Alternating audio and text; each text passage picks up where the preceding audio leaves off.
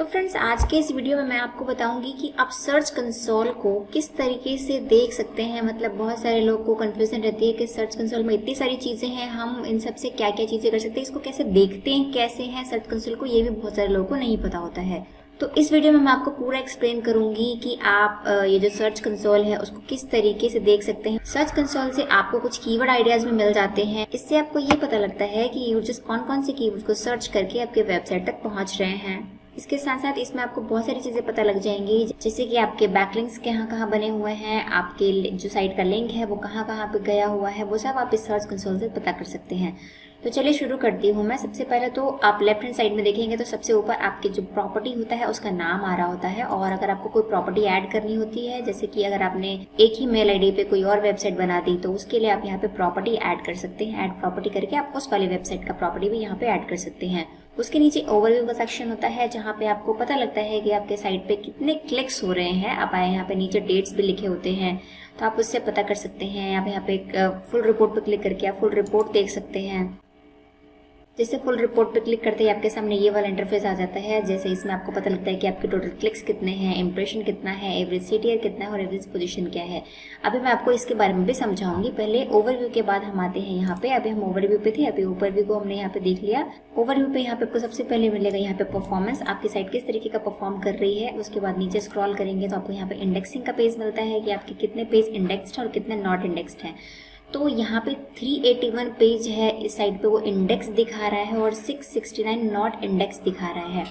तो इसका भी मैं आपको इस पेजेस सेक्शन में जाके बताऊंगी कि ये कौन कौन से पेजेस होते हैं जो नॉट इंडेक्स्ड होते हैं। आपको कभी भी इससे घबराने की जरूरत बिल्कुल भी नहीं होती है कि ये पेज नॉट इंडेक्स्ड है तो हमें इससे प्रॉब्लम हो सकती है। जैसे यहाँ पे देखिए वीडियोस इंडेक्सिंग पेज है, तो इसके जो इस साइट पे क्या हुआ है, इन्होंने वीडियोस भी चला रखी होगी, तो इसे यहाँ पे 0 वीडियो इंडेक्स आ रहा है और यहाँ पे जितने वीडियोस इंडेक्स्ड है वो सारे का सारा यहाँ पे शो कर रहा है। इसके बाद नीचे यहाँ पे एक्सपीरियंस आता है। एक्सपीरियंस में आपका page experience, code, web whittle होता है, मोबाइल यूजिबिलिटी होती है। फिर उसके बाद एनहांसमेंट आता है, इसमें ब्रेड क्रम्स है, फिर एफएक्यू है, साइट लिंक, सर्च बॉक्स है, ये सारा का सारा यहाँ पे दिया हुआ है। मतलब टोटल ओवरव्यू जो होता है वो आप यहीं पर ही देख सकते हैं और बाकी अगर डिटेल में चीजें देखनी हो तो वो आपको यहाँ पे पता लगेगा। अभी इसके बाद नेक्स्ट ऑप्शन होता है हमारा यूआरएल इंस्पेक्शन का। यूआरएल इंस्पेक्शन आपको पता ही होगा कि अगर हम अपनी जो वेबसाइट पे जो पोस्ट डालते हैं, जो आर्टिकल्स डालते हैं, उसको अगर हम मैनुअली इंडेक्स करते हैं तो वो हमें यहाँ पे यूआरएल इंस्पेक्शन में जाके उस यूआरएल को पेस्ट करना पड़ता है और फिर लाइव टेस्ट करके फिर हमें इंडेक्सिंग के लिए रिक्वेस्ट करनी पड़ती है। ब्लॉगर पे ये चीज तो करनी ही करनी पड़ती है, लेकिन अगर आप वर्डप्रेस यूज कर रहे हैं तो आप वर्डप्रेस में अपना एपीआई इंडेक्सिंग, जो इंस्टेंट इंडेक्सिंग होता है, उसको वो वाला प्लगइन अगर आप यूज करते हैं तो आपको यहाँ पे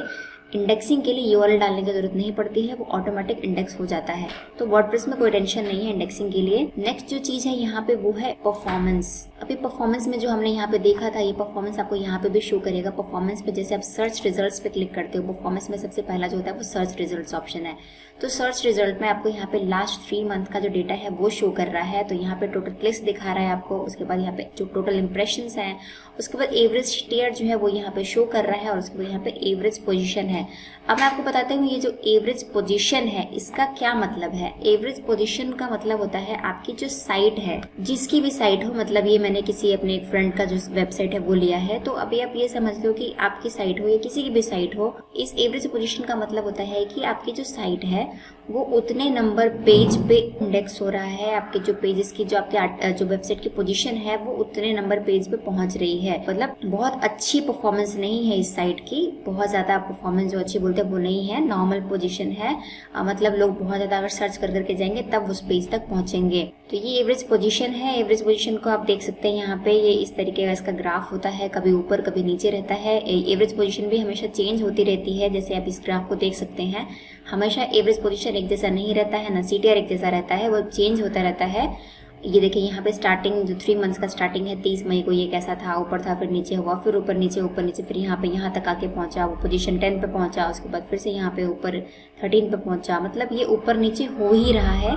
तो कभी भी जो हमारा एवरेज पोजीशन है वो एक जैसा नहीं होता है, पोजीशन आगे पीछे होती रहती है। आपके जो भी आप आर्टिकल्स लिखते हैं उसके अकॉर्डिंग, आपने उस आर्टिकल के अंदर एसईओ कितना किया है, आपके ब्लॉग के अंदर एसईओ कितना है, सब कुछ सारा मैनेज करके जो गूगल है वो आपके साइट को पोजीशन देता है।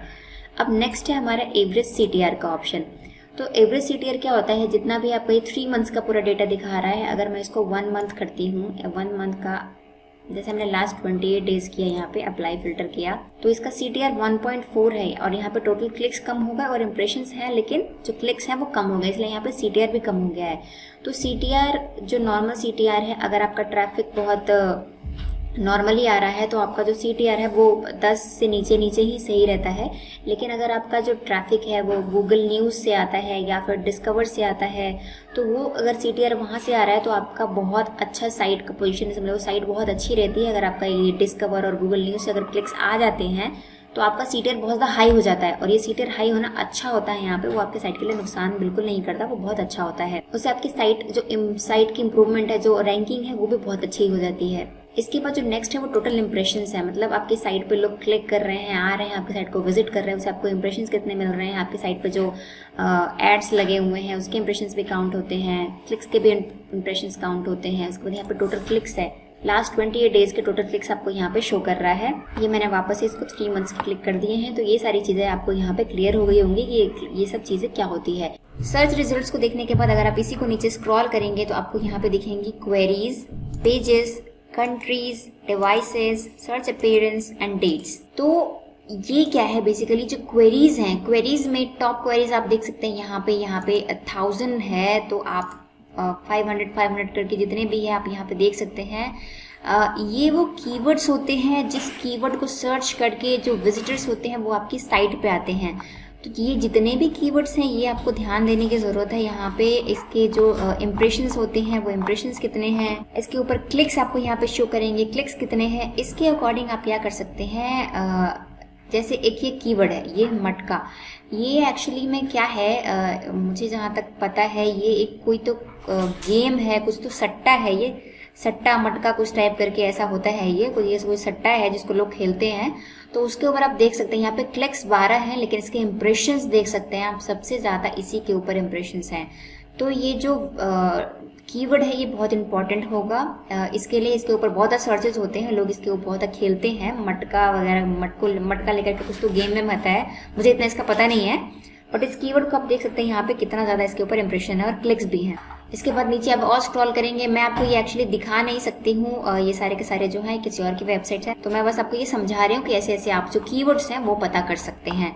इसके बाद आप पेजेस देख सकते हैं, यहाँ पे पेजेस में इनके कौन कौन से पेजेस हैं, मतलब आपके कौन कौन से पेजेस हैं जो रैंक कर रहे हैं, जो टॉप में हैं, जिनके इंप्रेशन अच्छे हैं, जिसके ऊपर क्लिक्स बहुत ज़्यादा हैं, वो आप यहाँ से पता कर सकते हैं। इसके बाद यहाँ पे कंट्रीज आता है ऑप्शन कि आपका जो ट्रैफिक है वो कहाँ कहाँ से आ रहा है, तो आप यहाँ पे देख सकते हैं, यहाँ पे इंडिया, पाकिस्तान, ये डोमिनिकन रिपब्लिक है, स्पेन है, कोलंबिया, बांग्लादेश, चिले, वेनेजुएला है, कुछ नेपाल है, अनोर रीजन्स हैं, मतलब 114 ऐसी कंट्रीज है जहाँ से यहाँ पे इस वाले साइट पर ट्रैफिक आ रहा है। फिर यहाँ पे डिवाइसेस हो गए, डिवाइसेस में है डेस्कटॉप है, मोबाइल है, टैबलेट है, यहाँ पे कौन कौन से डिवाइसेस पे कितना ज़्यादा ट्रैफिक है वो यहाँ पे शो करता है, इंप्रेशंस कहाँ से ज़्यादा है वो यहाँ पे शो करता है। सर्च अपीयरेंस में यहाँ पे कोई डेटा नहीं है, और डेट्स यहाँ पे शो करता है, कौन कौन सी डेट्स को कितना कितना ट्रैफिक, कितना कितना क्लिक और कितने इंप्रेशंस यहाँ पर हैं। तो आप इस तरीके से सर्च कंसोल से अपने लिए कीवर्ड पता कर सकते हैं। बहुत सारे लोगों को ये नहीं पता होता है कि वो सर्च कंसोल से भी कीवर्ड आइडियाज ले सकते हैं।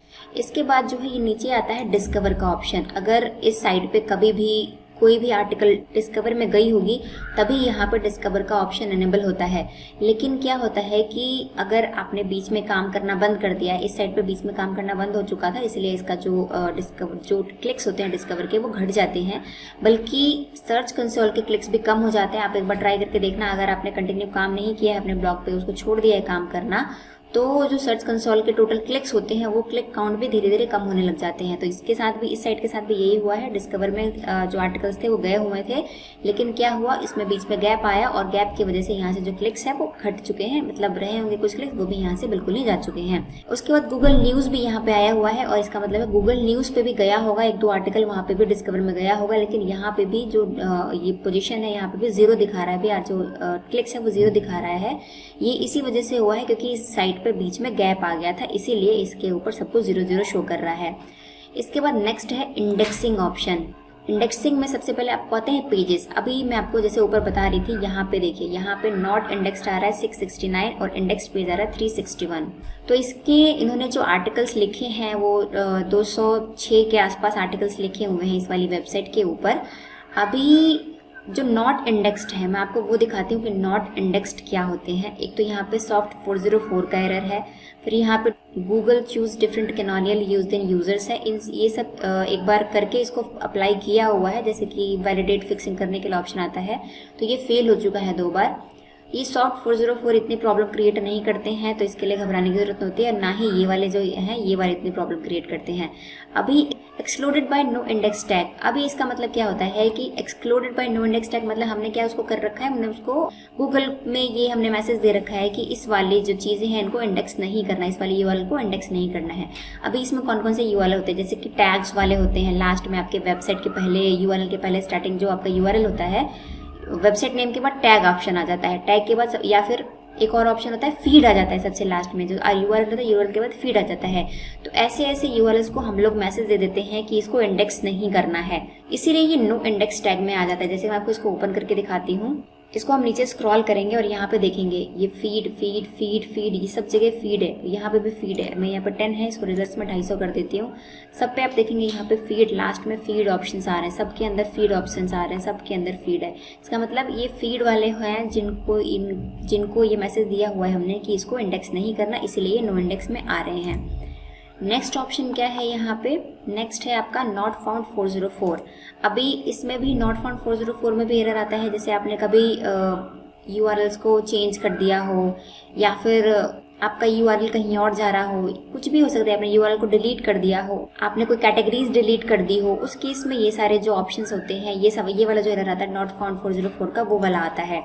तो आपको इन सब से उतना घबराने की जरूरत नहीं है। अगर आप इसको हटाते भी हैं और आपको लगता है कि वो आपको क्या करना है, मेन फोकस जो आपका मेन यूआरएल है आपको उसको फोकस करना होता है। जैसे कि एग्जांपल ले लेते हैं कि कंप्यूटर क्या होता है, आपके वेबसाइट का नेम, उसके बाद कंप्यूटर क्या होता है कि यूआरएल, उसके बाद स्लैश लग के ये जो यूआरएल होता है वो आपको ऐसे यूआरएल्स को ही इंडेक्स करने की जरूरत होती है। बाकी जिसके आगे पीछे ये टैग लगा हो, फीड लगा हो या फिर 404 का एरर आ रहा हो, 404 का भी एरर आपको इस चीज का ध्यान रखना होता है कि आपके मेन यूआरएल पे 404 का एरर नहीं आ रहा हो। जैसे इसमें था, इसमें क्या है, इनकी कैटेगरीज पे 404 का एरर आ रखा है, उसके बाद फिर यहाँ पे फीड ऑप्शन पे 404 आ रखा है। एक ये यूआरएल है, इसमें लिखा हुआ है what is the difference between blog and website. ये एक नॉर्मल यूआरएल है, तो इसको हमें क्लिक करके देखना पड़ेगा कि इसमें क्या प्रॉब्लम है और क्यों इस नॉट फाउंड 404 में है।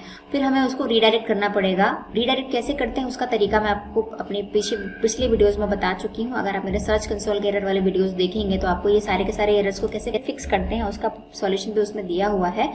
आप पूरी की पूरी प्लेलिस्ट देख सकते हैं सर्च कंसोल एरर के ऊपर, आपको सारा का सारा जो वीडियो है वो मिल जाएगा। फिर यहाँ पे alternative page with proper canonical tag, इसके ऊपर भी मैंने वीडियो बनाया हुआ है। आप इन सबको भी फिक्स करने के लिए, इन सबको भी कैसे फिक्स करते हैं वो देख सकते हैं। लेकिन मैंने इसके ऊपर क्लिक किया है तो मुझे इसमें से एक भी इंडेक्स करने लायक कुछ भी नहीं दिख रहा है। ये नॉर्मल ऐसे ही फॉल्स कुछ बन गए हैं, तो इससे भी आपको घबराने की जरूरत नहीं है, इसको आप ऐसे भी छोड़ सकते हैं, कोई इशू नहीं है। इसके बाद यहाँ पे है रीडायरेक्ट एरर। अभी इसमें एक ही पेज पर रीडायरेक्ट एरर आ रहा है। ये वाला यूआरएल क्या होगा, ये इन्होंने डिलीट कर दिया होगा, डिलीट करने के बाद इन्होंने या फिर अपना जो यूआरएल है वो चेंज कर दिया होगा, इसलिए ये रीडायरेक्ट का एरर आ रहा है। इसके बाद है क्रॉल करेंटली नॉट इंडेक्स्ड। अब इस वाले में देख लेते हैं। मेन आपको इस वाले में ध्यान देने की जरूरत होती है कि आपके इसी के अंदर कुछ ऐसे यूआरएल होते हैं जो क्रॉल्ड होते हैं पर इंडेक्स नहीं होते, जो आपको इंडेक्स करने की जरूरत होती है। जैसे कि ये सारा है, अभी ये फीड है लास्ट में, इसको हमें कुछ भी करने की जरूरत नहीं है। फीड है, फिर यहाँ पे टैग भी है, इसको हमें इंडेक्स नहीं करना है। यहाँ पे ये वेब पी का कुछ इमेज है जो इंडेक्स नहीं हुआ है। आप चाहे तो इमेज इंडेक्स कर सकते हैं या नहीं भी कर सकते हैं, वो आपकी मर्जी है। इसको चाहे तो इंडेक्स करिए या फिर इसको छोड़ भी सकते हैं। कुछ में टैग्स हैं, कुछ फीड्स हैं, तो इन सब यूआरएल को आपको कुछ जो बस आपको लगता है, जैसे ये है कि यूआरएल, तो इसमें वेबसाइट नेम के बाद यहाँ पे आ रहा है हाइपरटेंशन क्या है, तो इसको क्या कर सकते हैं, इस वाले को हम देख सकते हैं कि इसका प्रॉब्लम क्या है, ये इंडेक्स क्यों नहीं हुआ है, फिर हम इसको इंडेक्सिंग के लिए रिक्वेस्ट डाल सकते हैं। पर ये वाले जो हैं, जैसे ये है, फिर फीड है, इन सबको आपको कुछ भी करने की जरूरत नहीं होती है, आप इसको ऐसे ही छोड़ सकते हैं। तो इसके बाद बात करते हैं यहाँ पे वीडियो पेज इंडेक्स की। तो वीडियो पेज में देख सकते हैं आप यहाँ पे जो नो वीडियो इंडेक्स्ड है, यहाँ पे 0 दिखा रहा है और यहाँ पे 379 वीडियोस जो है वो इंडेक्स दिखा रहा है, मतलब यहाँ पे वीडियोस में कोई भी एरर नहीं आ रहा है। इसके बाद बात करते हैं साइट मैप्स की। तो साइट मैप हमेशा आपको सबमिट करना रहता है। आपको अपना, अगर आप कैटेगरी के साइट मैप्स हैं, आपके पोस्ट टैग के साइट मैप हैं या फिर आपके वेब स्टोरीज के साइट मैप है, वो सारा का सारा आपको सबमिट करना रहता है। तो आप यहाँ पे वो सबमिट कर सकते हैं। यहाँ पे देख सकते हैं सारा का सारा सक्सेस है और यहाँ पर डिस्कवर्ड पेज भी यहाँ पे शो करता है कि इस पर्टिकुलर साइट मैप के अंदर कितने सारे पेजेस हैं वो डिस्कवर हुए हैं, वो सारा का सारा यहाँ पे शो करता है। उसके बाद आते हैं रिमूवल्स में। रिमूवल्स का मैंने आपको ऑलरेडी बता रखा है कि जो भी यूआरएल्स आपको नहीं चाहिए होता है वो आप उन यूआरएल्स को रिमूवल्स के अंदर डाल सकते हैं। वो रिमूव हो जाते हैं लेकिन सिर्फ और सिर्फ 6 मंथ्स के लिए ही रिमूव होते हैं। उसके बाद फिर से आपको रिमूवल के लिए रिक्वेस्ट डालना पड़ता है। एक बार फिर से मैं आपको बताना चाहूंगी कि जिन यूआरएल्स के आगे फीड होता है या फिर उसके पास टैग लगा होता है या फिर जिनको आपको लगता है कि कुछ पेजेस होते हैं, पेज नंबर्स होते हैं, ऐसे यूआरएल्स को आपको इंडेक्स करने की जरूरत नहीं होती है। आप उन यूआरएल्स को अगर रिमूवल्स में नहीं भी डालेंगे तो भी कोई प्रॉब्लम नहीं है। आपकी साइट को आप ऐसे चलने दीजिए, कोई भी प्रॉब्लम नहीं आने वाली है। इसके बाद नेक्स्ट है यहाँ पे एक्सपीरियंस के अंदर आप देख सकते हैं यहाँ पे सबसे पहले है पेज एक्सपीरियंस। तो पेज एक्सपीरियंस में यहाँ पे सबसे पहले आपको मोबाइल यूजेबिलिटी का आता है। यहाँ पे आप देख सकते हैं ये 0 यूआरएल प्रॉब्लम डिटेक्ट कर रहा है, कुछ भी यहाँ पे प्रॉब्लम नहीं है। मोबाइल यूजेबिलिटी एकदम ठीक है इस वेबसाइट की। नेक्स्ट आते हैं हम यहाँ पे कोर वेब विटल, जो यहाँ पे दिख रहा है आपको 96 एरर शो कर रहा है। मोबाइल यूजेबिलिटी गुड है, HTTPS गुड है, डेस्कटॉप पे भी गुड है। यहाँ पे बस यहाँ पे आपको कोर वेब विटल की जो प्रॉब्लम है वो आपको शो करता है। तो ये जो कोर वेब विटल्स के जो प्रॉब्लम है यहाँ पे भी है, ये वाला ऑप्शन यहाँ पे आप क्लिक करके देखिए। यहाँ पे है ये 96 जो रेड दिखाता है वो पुअर है, यहाँ पे जो ऑरेंज है इसका मतलब नीड इम्प्रूवमेंट, यहाँ पे जो ग्रीन है इसका मतलब है गुड। तो ये थोड़े दिनों पहले इतना ज्यादा इसका हवा मचा हुआ था कि जो कोर वेब विटल्स हैं ये आपके वेबसाइट पे सही होने जरूरी है, LCP सही होना जरूरी है, ये सही होना जरूरी है, वो सही होना जरूरी है। और इसके साथ एक और हवा मचा था कि आपके वेबसाइट पे AMP प्रॉपर होना चाहिए। तो आप इसको इस तरीके से समझ सकते हैं कि जैसे आप कोई नया काम शुरू करने की सोच रहे होते हैं तो आप क्या करते हैं, पहले इसके ऊपर एक ट्रायल करते हैं। तो ट्रायल क्या होता है, कभी कभार पास भी होता है और फेल भी हो जाता है। तो ये कोर वेब विटल्स और ये AMP जो थे वो ऐसे ही कुछ चीजें थी जो शुरू में आई और बहुत उफान मार के वापस ठंडी होके वापस चली गई। ये सिर्फ इसका ये मतलब है कि वो जब आए तो लोगों ने बस हवा मचा दिया कि भाई हाँ ये प्रॉब्लम है, इसको करना जरूरी है, नहीं तो हमारी साइट स्लो हो जाएगी। AMP भी जरूरी है, नहीं तो उससे भी हमारी साइट को प्रॉब्लम होगा। पर अभी ऐसा कुछ भी नहीं है। आपको ना AMP की जरूरत है और ना ही कोर विटल वेब के इम्प्रूवमेंट की जरूरत है। आप ये नहीं भी होगा कुछ भी तो भी आपकी साइट को कोई भी एरर नहीं आने वाला, आपकी साइट अच्छे से रन करेगी। इसके बाद है नीचे यहाँ पे मोबाइल यूजेबिलिटी। तो जैसा कि अभी आपने ऊपर देखा मोबाइल यूजेबिलिटी एकदम सही है, यहाँ पे कुछ भी प्रॉब्लम नहीं है, ये 0 नो इशू है यहाँ पे। और यूजेबल यहाँ पे 97 है, मतलब जितना होना चाहिए वो यहाँ पे है और एक भी प्रॉब्लम यहाँ पे नहीं शो कर रहा है। इसके बाद यहाँ पर आते हैं एनहांसमेंट में। तो एनहांसमेंट में सबसे पहले यहाँ पर है ब्रेड क्रम्स। अभी ब्रेड क्रम्स क्या होते हैं, बहुत लोगों को ब्रेड क्रम्स के बारे में नहीं पता है। तो ब्रेड क्रम्स को मैं आपको एक एग्जांपल देके समझाती हूँ। जैसे ये एक मिंत्रा की वेबसाइट है। मिंत्रा की वेबसाइट पे सबसे पहले होम है, होम के अंदर एक कैटेगरी है पर्सनल केयर, उसके अंदर एक सब कैटेगरी है वुमेन पर्सनल केयर, उसके अंदर भी एक कैटेगरी है परफ्यूम, उसके अंदर भी एक कैटेगरी है यहाँ पे कार्टलैंड लंदन परफ्यूम, उसके अंदर फिर यहाँ पर है मोर बाय कार्टलैंड लंदन। तो ये सारी जो चीजें, ये नेविगेशन है ना, इस नेविगेशन को ही बोलते हैं ब्रेड क्रम्स। मतलब क्या है कि ब्रेड क्रम्स आपको हेल्प करता है किसी भी वेबसाइट पे नेविगेशन को प्रॉपर करने में। मतलब कि जैसे आप यहाँ पे होम पे आए, उसके बाद आपको क्या चीज चाहिए इस वेबसाइट से, वो आप कहाँ से जा करके सर्च कर सकते हैं।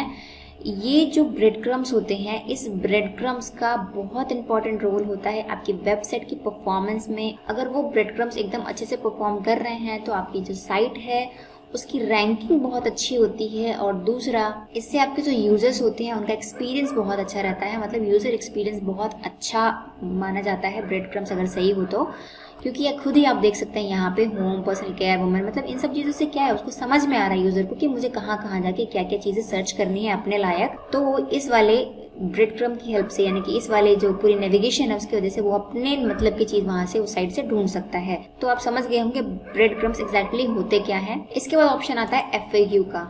FAQ में भी जितने आपने पेजेस के अंदर, ब्लॉग्स के अंदर FAQ सेक्शंस डाल रखे होंगे, जैसे यहाँ पे इन्होंने 3 FAQs डाल रखे हैं, तो यहाँ पे ये 3 जो है वो वैलिड है और 0 इनवैलिड शो कर रहा है। तो ये FAQ सेक्शन होता है। ये भी इंपॉर्टेंट होता है, जैसे कि आप ने जो ब्लॉग लिखे हैं उस ब्लॉग से रिलेटेड किसी को कोई क्वेश्चंस रहते हैं तो आप अगर FAQ सेक्शन डालते हैं अपने ब्लॉग्स के अंदर तो उससे भी नेविगेशन में हेल्प मिलती है आपके यूजर्स को और आपका यूजर एक्सपीरियंस अच्छा होता है। उसके बाद एनहांसमेंट में जो थर्ड ऑप्शन वो है साइट लिंक सर्च बॉक्स का। इसके अंदर भी देख सकते हैं जितने भी यहाँ पे साइट लिंक लिंक्स होंगे, जितने भी साइट की इंटरलिंकिंग वगैरह होगी, वो सारे के सारे इंडेक्स्ड है यहाँ पे, सारे के सारे वैलिड है, एक भी इनवैलिड नहीं है, इसीलिए ये भी एकदम सही है। ये आप ये सब चीजें देख ले कीजिए, आपका ये सब चीजें एकदम सही होना ही चाहिए। इसके बाद यहाँ पे सिक्योरिटी एंड मैनुअल एक्शंस में आते हैं। तो मैनुअल एक्शंस में आप देखेंगे यहाँ पे नो इशू डिटेक्टेड, और सिक्योरिटी इशू में भी आपको नो इशू डिटेक्टेड आएगा। तो ये दोनों चीज इंपॉर्टेंट है, आपको जो कोई भी इश्यूज आपके वेबसाइट पे नहीं होने चाहिए। यहाँ पे उसके बाद लेगेसी टूल्स एंड रिपोर्ट्स में यहाँ पे भी कुछ भी नहीं है, कि जिसको पहले के टाइम में यहाँ पे यूएसए या कोई अदर कंट्री टारगेट करना होता था, वो इस वाले ऑप्शन से जाके टारगेट करते थे। अभी ये वाला ऑप्शन यहाँ से हट चुका है। इसके बाद है यहाँ पे लिंक्स। लिंक्स बहुत इंपॉर्टेंट है आपकी वेबसाइट के लिए। आप यहाँ पे देख सकते हैं, यहाँ पे एक्सटर्नल और यहाँ पे इंटरनल लिंक्स दिखाता है कि कितने आपकी वेबसाइट पे इंटरलिंकिंग है और कितने एक्सटर्नल लिंक्स हैं। इसके बाद यहाँ पे जो आपका ट्रैफिक आ रहा है वो कौन कौन सी वेबसाइट से आ रहा है, और जो वेबसाइट्स हैं उनके अंदर जो टॉप लिंकिंग टेक्स्ट हैं, जो लिंकिंग के लिए टेक्स्ट होते हैं, मतलब कौन से टेक्स्ट पे लिंक हो रहा है, वो सारे के सारे यहाँ पे आपको टेक्स्ट शो करते हैं। इसके बाद नीचे यहाँ पे है सेटिंग ऑप्शन। सेटिंग ऑप्शन में आपको पता ही है, यहाँ पे आपका ownership verification, users and permissions होते हैं, एसोसिएशंस होते हैं, change of address, bulk data export, और यहाँ पे क्रॉलिंग स्टेटस में आप देख सकते हैं, यहाँ पे क्रॉलिंग स्टेटस दिया हुआ है 29K crawl request last 90 days के अंदर, जो 3 मंथ्स के अंदर 29K क्रॉल रिक्वेस्ट इस साइट से गई हुई है। और जो इंडेक्स क्रॉलर है वो यहाँ पे गूगल बोट डेस्कटॉप है, जो नॉर्मली सबका ऐसा ही रहेगा। और इसके बाद यहीं तक जो सर्च कंसोल की सेटिंग होती है वो खत्म हो जाती है। कुछ बहुत ज्यादा एकदम हाई फाई इसके अंदर ऐसा नहीं है कि आप समझ नहीं सकते हैं। बहुत सारे लोगों को सर्च कंसोल समझने में, गूगल एनालिटिक्स समझने में प्रॉब्लम्स आती है। तो अगर आपको लगता है कि आपको गूगल एनालिटिक्स भी समझ में नहीं आ रहा है तो उसके लिए भी आप मुझे कमेंट करना, मैं उसके लिए ऊपर पे वीडियो लेके आ जाऊंगी, आपको गूगल एनालिटिक्स भी अच्छे से समझा दूंगी, वो भी देखना, आपको अच्छे से बता दूंगी। फिलहाल के लिए आज का वीडियो पसंद आया होगा और वीडियो इन्फॉर्मेटिव लगी होगी तो इस वीडियो को लाइक जरूर कर दीजिएगा। चैनल पर पहले बार विजिट करें तो चैनल को सब्सक्राइब कर लीजिए और साथ में बेल नोटिफिकेशन को हिट जरूर कर दीजिए, ताकि मेरे लेटेस्ट वीडियो के अपडेट्स आपके पास आती रहे। तो फ्रेंड्स, आज के वीडियो में इतना ही, मिलते हैं नेक्स्ट वीडियो में।